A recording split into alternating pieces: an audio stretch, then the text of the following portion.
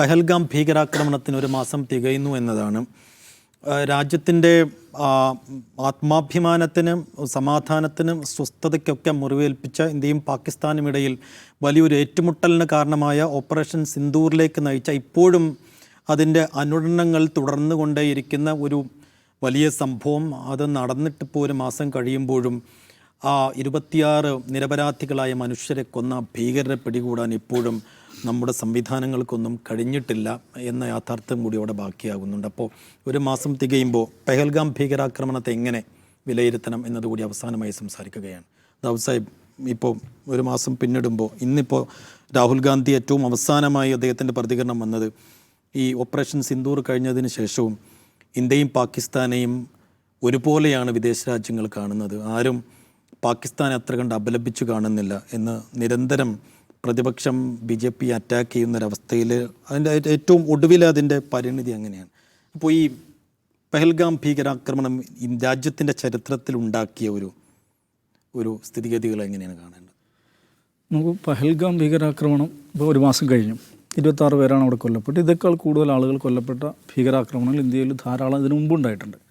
പക്ഷേ ഇത് പറഞ്ഞാൽ വലിയൊരു ഇന്ത്യൻ ഹിസ്റ്ററിയിൽ തന്നെ രേഖപ്പെടുത്തപ്പെടുന്ന ഒരു സംഗതിയാണ്. അതിന് ശേഷം ഉണ്ടായിട്ടുള്ള ഈ പറയുന്ന ഇന്ത്യ പാകിസ്ഥാൻ കോൺഫ്ലിക്റ്റാണ്. ഒരു ഫ്ലെയറപ്പ്, വാർ എന്ന് പറയുന്ന സാങ്കേതികമായ ഒരു യുദ്ധമായിട്ടില്ല, പക്ഷേ കൈൻഡ് ഓഫ് ഫ്ലെയറപ്പിലേക്ക് പോയി. അപ്പോൾ അങ്ങനത്തെ ഒരു സാഹചര്യത്തിൽ ഇപ്പോൾ അത് അവസാനിപ്പിച്ചു, സീസ് ഫയറിലേക്ക് പോയി. ഇപ്പോൾ രാഹുൽ ഗാന്ധി കഴിഞ്ഞ കുറച്ച് ദിവസമായി കുറേ ചോദ്യങ്ങൾ ഉന്നയിക്കുന്നുണ്ട്. ഞാൻ അതിനെ എന്താ പറയുക, ഒരു അസാധാരണമായിട്ടുള്ളൊരു സംഗതിയായിട്ടാണ് കാണുന്നത്. കാരണം കോൺഗ്രസിനെ പോലെ ഒരു പാർട്ടി സാധാരണഗതിയിൽ ഈ ഇത്തരത്തിലുള്ള ഒരു നാഷണലിസ്റ്റ് ഫേവർ ഹിസ്റ്റീരിയ സൃഷ്ടിക്കപ്പെടുന്ന ഒരു സംഭവത്തെ മുൻനിർത്തി ഇത്തരം ചോദ്യങ്ങൾ ചോദിക്കാറില്ല പറഞ്ഞാൽ ഏറ്റവും ഇതേ BJP ഭരിക്കുമ്പോൾ 2001 ഇന്ത്യൻ പാർലമെൻറ്റ് ആക്രമിക്കപ്പെടുന്നുണ്ട്. ഒരുപക്ഷെ ഇന്ത്യയിലെ ഏറ്റവും മാരകമായ ഭീകരാക്രമണങ്ങളൊന്നാണത്. ഇന്ത്യൻ ജനാധിപത്യത്തിൻ്റെ സാങ്ക്ടോറിയം എന്ന് പറയുന്ന ഒരു സ്ഥാപനം ആക്രമിക്കപ്പെടുകയാണ്.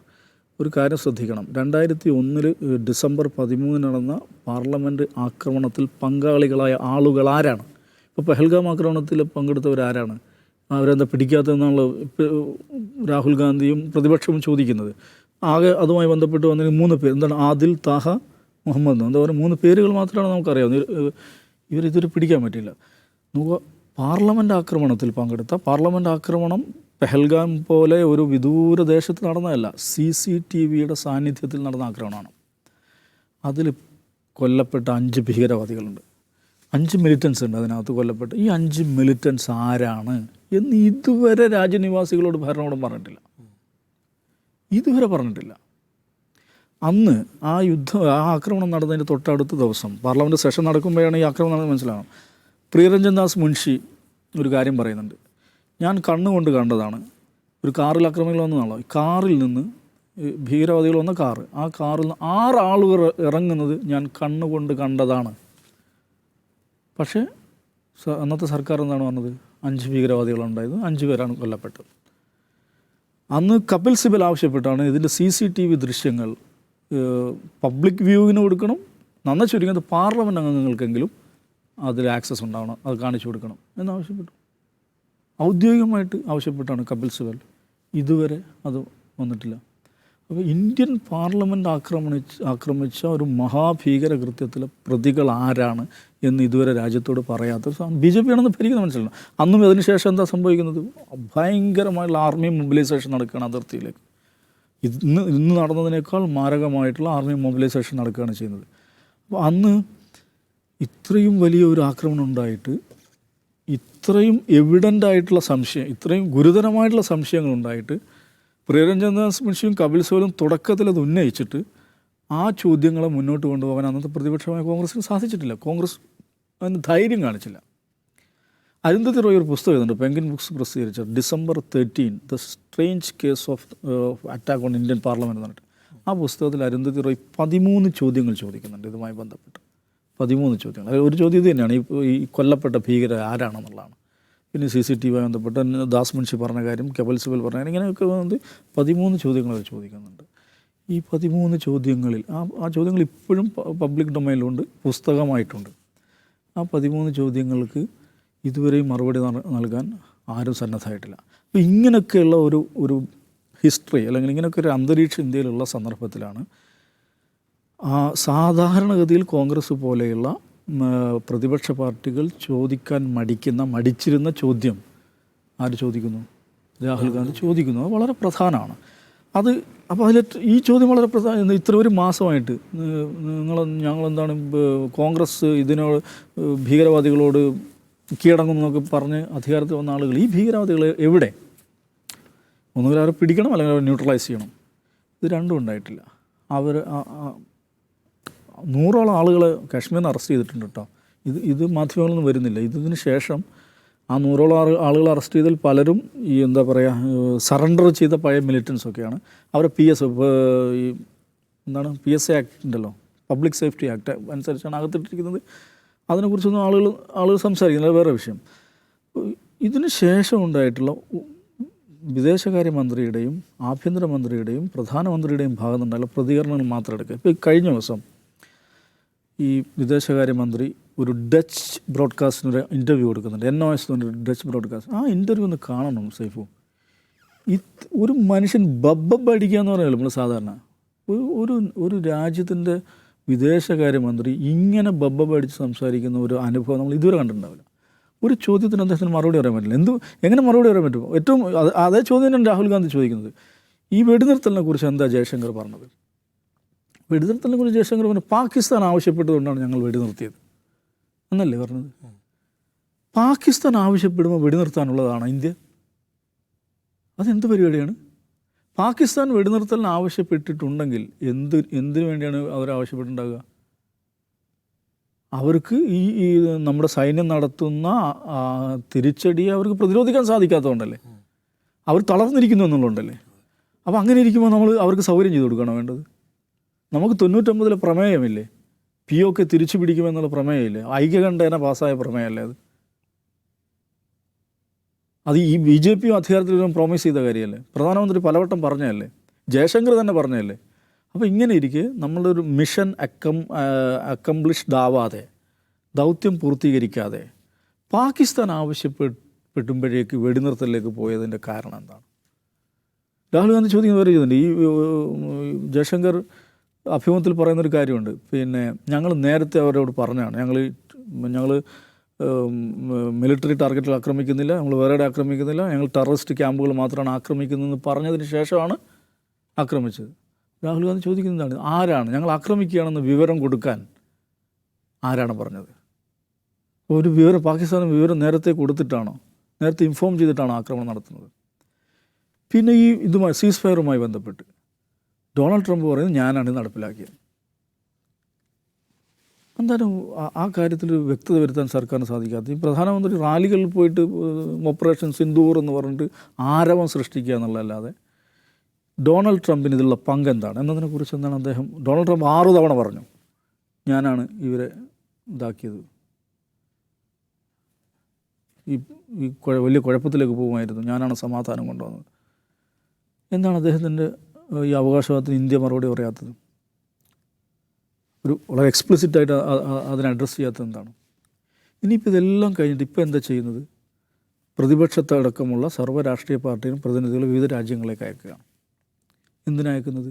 ഇന്ത്യയുടെ ഭാഗം വിശദീകരിക്കാൻ. നോക്കണം, ഈ 2014 ശേഷം ഒരുപക്ഷെ ആദ്യമായിട്ടായിരിക്കും പ്രതിപക്ഷത്തെ കൂടെ പങ്കാളികളാക്കിക്കൊണ്ട് ഒരു പ്രോജക്റ്റ് സർക്കാർ മുന്നോട്ട് കൊണ്ടുവന്നു. ഒരു കാര്യത്തിലും പ്രതിപക്ഷത്തെ അംഗീകരിക്കുകയോ വിലമതിക്കുകയോ മാനിക്കുകയോ ചെയ്യാത്ത സർക്കാരുകളാണ് നരേന്ദ്രമോദിയുടെ മുഴുവൻ. ഇതിപ്പോൾ 2014 അനുഭവം എന്ന് പറയുന്നത്. ഇവർ ഈ സംഘമായി വലിയ തുക ചെലവഴിച്ച് വിദേശത്തേക്ക് ഈ വിവിധ രാജ്യങ്ങളിലേക്ക് യാത്ര ചെയ്യുന്നതിനാണ്. നമ്മളുടെ ഭാഗം ശരിയാം വിധം അന്താരാഷ്ട്ര സമൂഹത്തിന് മുമ്പിൽ അവതരിപ്പിക്കുന്നതിൽ ഈ ജയശങ്കറും ഈ ഭരണകൂടവും പരാജയപ്പെട്ടു.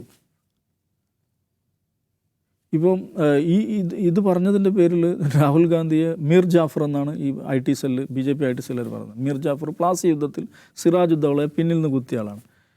ഇന്ന് രാഹുൽ ഗാന്ധി ഇറക്കിയ ട്വീറ്റിൽ അദ്ദേഹം ഡിയർ JJ എന്നാണ് പറയുന്നത്. ജയശങ്കർ എന്താ ഈ JJ എന്ന് പറഞ്ഞാൽ മനസ്സിലായോ? ജയചന്ദ് ജയശങ്കർ. ഈ ജയചന്ദ് എന്ന് പറഞ്ഞിട്ട് പഴയ മുഹമ്മദ് ഗോറിക്കെതിരായ യുദ്ധത്തിൽ പൃഥ്വിരാജ് ചൗഹാനെ പിന്നിൽ നിന്ന് കുത്തിയ ഒരു കനൗജിലെ രാജാവാണ് ഈ ജയചന്ദ്. JJ BJP കോൺഗ്രസ് ഹാൻഡിലുകൾ ജയശങ്കറെ JJ എന്ന് വിളിച്ചു തുടങ്ങിയിട്ടുണ്ട്. അപ്പോൾ എന്താണ് ഈ ജയശങ്കർ ഇത്രയും എന്താ പറയുക, ഒരു നിർണായകമായ സന്ദർഭത്തിൽ അദ്ദേഹം എന്താണ് പറഞ്ഞുകൊണ്ടിരിക്കുന്നത്, അദ്ദേഹം എന്താണ് ചെയ്തത്?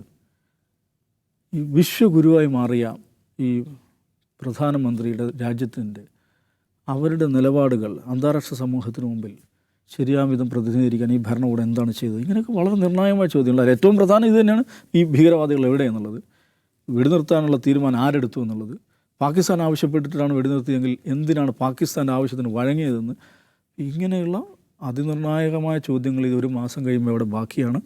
അതിന് രാഹുൽ ഗാന്ധിയെ ചീത്ത പറഞ്ഞുകൊണ്ട് അതിന് മറുപടിയാവില്ല. ഈ ഭരണകൂടത്തെ കൊണ്ടത് മറുപടി പറയിപ്പിക്കുക എന്നുള്ളത് പ്രതിപക്ഷത്തിൻ്റെ ഉത്തരവാദിത്തമാണ്.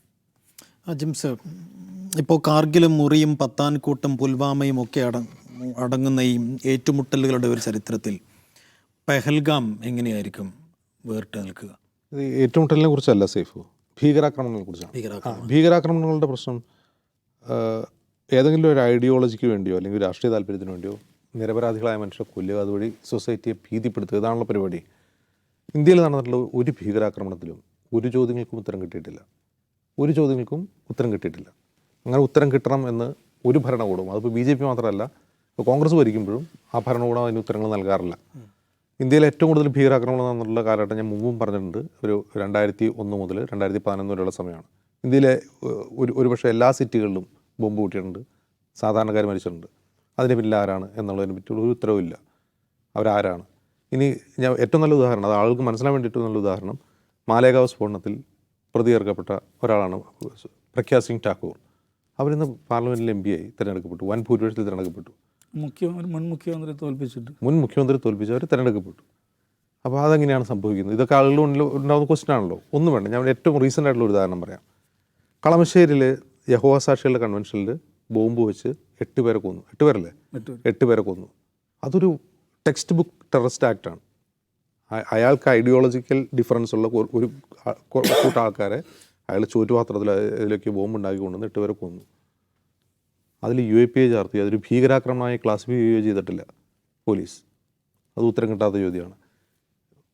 ഇന്ത്യയിലെ ഭീകരാക്രമണങ്ങളും ഉത്തരം കിട്ടാത്ത ചോദ്യങ്ങളും എന്നൊരു പുസ്തകം തന്നെയുണ്ട്. അത് എഴുതിയത് നമ്മുടെ മുൻ സഹപ്രവർത്തനായ AR റഷീദുദ്ദീനാണ്. അന്ന് വരെ നടന്ന ആ പുസ്തകം ഇന്ന് വരെ നടന്ന ഭീകരാക്രമണങ്ങൾ ഒരു ഉത്തരവും കിട്ടിയിട്ടില്ല. ആരാണ് ചെയ്തതെന്ന് അറിയില്ല. ഇപ്പോൾ പാർലമെൻറ്റ് ആക്രമണം ആരാണ് ചെയ്തതെന്ന് നമുക്കറിയില്ല.